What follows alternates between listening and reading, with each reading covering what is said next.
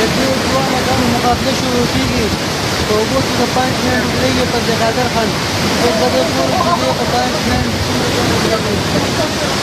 اوس ګورو دې ته ډېر یخ اوبه یوې 15 منټه به ودرېږي 15 منټه څنګه ودرېږي ګاډي به دا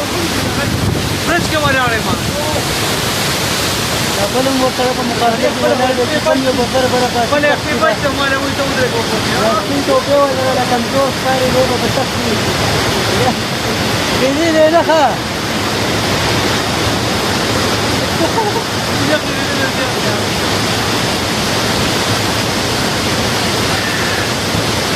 دا خو له اوس 40 سکند شو دی 40 سکند او دا دې مې منځه منځه پنځ نه